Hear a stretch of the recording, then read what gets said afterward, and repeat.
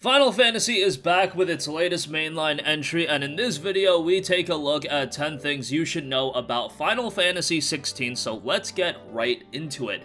Number 1, as I mentioned, Final Fantasy XVI is the latest in the long-running Final Fantasy franchise, and it will be the very first game that is on the PlayStation 5, and it will be exclusively released to the PlayStation 5. No PS4 release, no Xbox Series release, and no PC release has been confirmed at this point.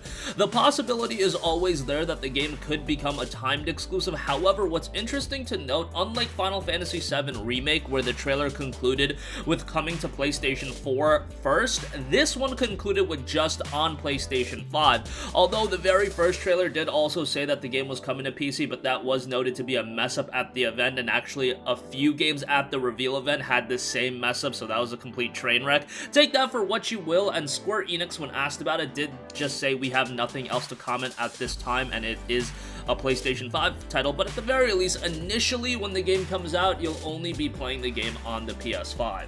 Number 2, the development of Final Fantasy XVI is interesting because while obviously it's being published by Square Enix, it's being done by a relatively new team in Square Enix's Creative Business Unit 3. That studio is comprised by people that have worked mostly on Final Fantasy XIV, the incredibly successful MMORPG, and the game that made one of the most incredible comebacks that you'll see in a video game, from going from in one state of being completely terrible to going to becoming one of the most popular MMOs on the market. The game itself in Final Fantasy XVI is led by Naoki Yoshida, who serves as the producer of the game, who many credit in the help of the revival of the original FF14 Into a Realm Reborn, when the game was a colossal mess up, and now, again, one of the most successful MMOs on the market. Number 3, a discussion point when it comes to any Final Fantasy game, or really any major Square Enix JRPG, is going to be who is the director. Everyone has their own opinions of the likes of Tetsuya Nomura. However, Final Fantasy XVI is being directed by a name that may be unfamiliar to some in Hiroshi Takai. However, he has been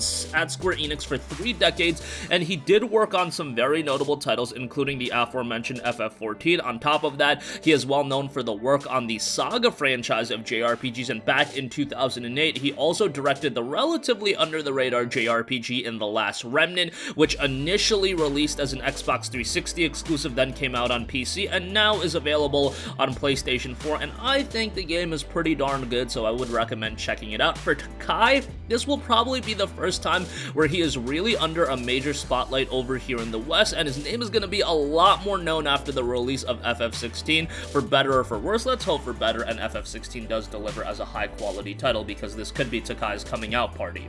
Number 4, another developer of the game I want to put a bit of a spotlight on because it's pretty relevant to the game's battle system is Ryota Suzuki, who is the battle director for Final Fantasy XVI. Suzuki actually joined Capcom all the way back in 1999 and worked on several action titles, most notably Dragon's Dogma as well as Devil May Cry 5. Suzuki did an interview published by Silicon Studio Agent and Square Enix, and a translated summary on DualShockers gives us some pretty interesting information regarding his mindset. He noted, quote, "I may be exaggerating, but nowadays many believe that Command RPG itself is old-fashioned. These games are called JRPGs outside Japan, and older players will play them, but the younger generation raised playing GTA and FPS games aren't used to command-based battle systems. They feel weird seeing a system where the enemies and allies will simply stand as they wait for commands. Square Enix still deems RPGs as important, though. We plan to make games for those who enjoyed our works until now, and for the younger players who are more used to action games." Obviously, if you assess Final Fantasy XVI's gameplay, very much an action RPG battle system reminiscent of something like a Devil May Cry, so that really goes hand in hand with the battle director of the game.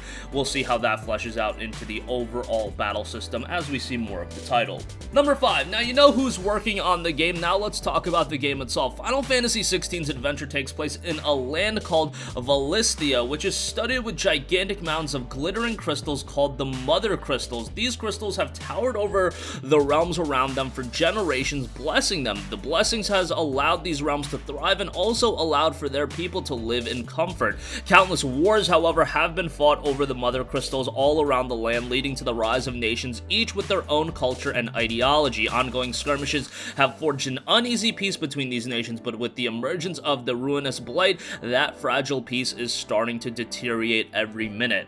Number 6, Valisthea is separated into several realms. Rosaria, where after years of prosperity, they now find themselves threatened by the spread of the Blight. There is the Holy Empire of Sandbrook, where the people happily live under the comfort and security of the Holy Emperor. We have the Kingdom of Waloed in the eastern half of Valisthea. Next, the Dalmatian Republic, which is made up of 5 states. We have the Iron Kingdom, a small group of islands off the coast of Storm, the western half of Valisthea's twin realms. Lastly, there is the Crystalline Dominion, which sits at the heart of Valisthea, built around the tallest of all of the Mother Crystals. How these realms interact with one another is definitely going to be one of the integral parts of the narrative that we see play out in FF16. Number 7, as relevant pretty much through the entire trailer, the world of FF16 is run and threatened by Icons and Dominants. Icons would be known as summonings, as they are by far the most destructive and lethal creatures in Valisthea, wielding powers that can level entire nations. These Icons are attached and resided within Dominants. Dominants are treated differently depending on the realm they reside in. Some are treated as royalty, while others are going to be used as a weapon in the front lines of wars. In the Awakening trailer, we see notable Icons such as Phoenix, Titan, Shiva, and Ifrit, and obviously there will be many more in the world of Valisthea. How many more? That's something that Square Enix is still going to keep a little bit under the wrap.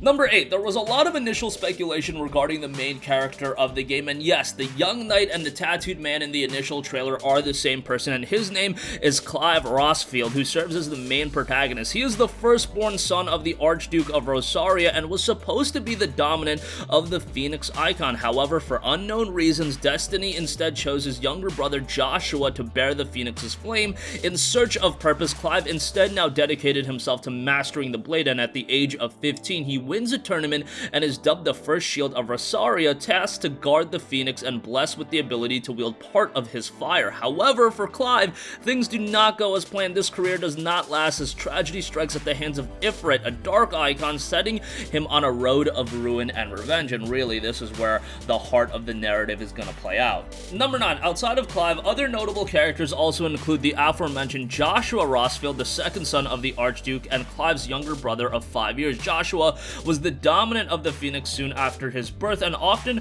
resents the fact that it was he and not his older brother. Finally, there is also Jill Warwick, who was born in fallen northern territories. Jill was taken from her homeland to become a ward of Rosaria, securing peace between the two warring nations. She was raised alongside the Archduke's sons. Obviously, there are going to be a ton of other characters introduced. There are a lot of characters that are prevalent throughout the trailer. However, we have not been given names at this stage of the game, and how all of them will be interluded into the narrative still remains to be seen, but obviously a lot of more important characters are to be revealed. And finally, number 10, the biggest question: when is Final Fantasy XVI gonna release? Well, if you're familiar with Final Fantasy and generally Square Enix development times, you might think that this game is gonna take forever to develop, that it's not gonna be out for 4, 5, 6 years. Well, however, those familiar with the franchise might actually be a little bit surprised, as this game is going to be out relatively soon if things go according to plan. The game is currently scheduled for a release in 2021. Let's just hope at this point it doesn't see any unfortunate delays, but right now, you can expect to play the game sometime next year. If I would have to put a bet on it, probably sometime in the fall, and we are scheduled to get our next major info drop sometime in the early portion of next year, so you guys can be looking forward to that. And that's going to conclude this video. I personally am very excited for Final Fantasy XVI, outside of probably Ratchet and Clank Rift Apart, and this is probably head-to-head with Rift Apart. This is one of my most anticipated PlayStation 5 exclusives. Incredibly excited for it, and given the team that's working on the game, I really do have high hopes for this title. I wasn't the biggest fan of Final Fantasy 15, but I really think Final Fantasy 16 can be one of the standout games in the entire franchise. Maybe I'm pushing the cart before the horse a little bit here, but I'm definitely interested to hear what you guys think. Sound off with all of your thoughts in the comment section down below. Thank you for watching, and goodbye.